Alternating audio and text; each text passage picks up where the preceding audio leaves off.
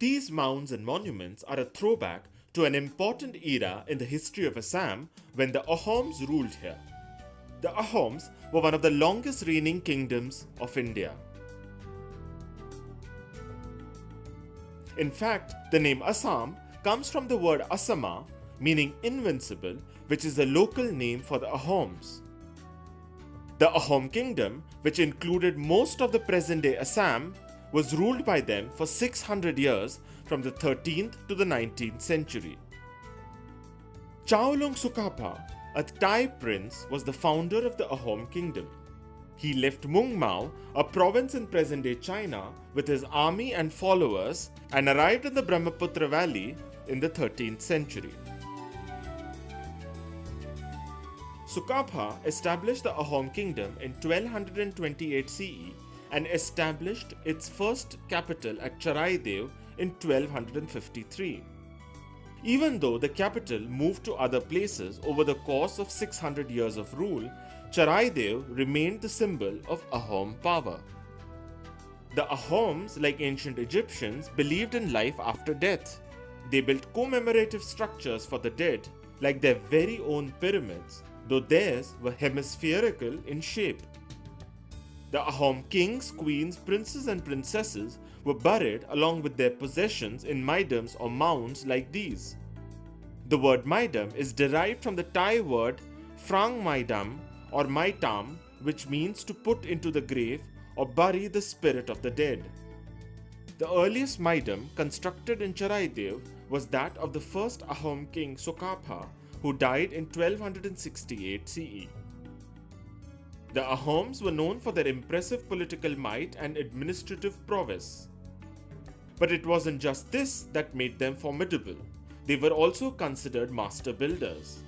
Many great medieval monuments in the plains of northeastern India are credited to them. Some of the standout Ahom structures are at Sivasagar, the Ahom capital, from 1699 to 1788 CE. These consist of the Karenghar, a palace, Ranghar, an amphitheatre, the Talatalghar or a military station, and the Shivadol temple. King Suremfa or Swargadev Rajeshwar Singha, after his coronation in 1751 CE, rebuilt the Grand Kurenghar Palace after the old palace was destroyed. It had an audience hall where the king would address people. Of all Ahom ruins, the Karenghar Palace is one of the grandest examples of Ahom architecture. Surempa also built the Talatalghar, situated on the bank of the Dikhau river.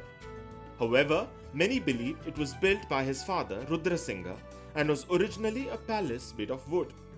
This was later replaced by the present military structure. Another great monument built by the Ahoms, and perhaps the most famous, is the Rangaghar. This was also built during the reign of Rudrasingha and was originally made of wood and bamboo. It was later rebuilt in bricks by Swargadev Paramatta Singha between 1744 and 1750 CE. This monument was used as a royal sports pavilion where kings and nobles watched games like buffalo fights. Ranghar is believed to be one of the oldest surviving amphitheatres in Asia. Shivasagar Shivadol Temple is another great example of Ahom architecture. This temple complex consists of 3 Hindu temples of Shivadol, Vishnudol and Devidol shrines.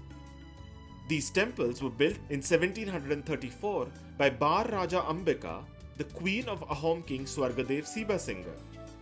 Over a course of time, the much weakened Ahom kingdom fell to the repeated Burmese attacks, and it was finally annexed by the British East India Company in 1826. This ended the 600-year-old rule of Ahoms in Assam. It is only these monuments that stand upright even today, which speak of the grandeur of this once great kingdom.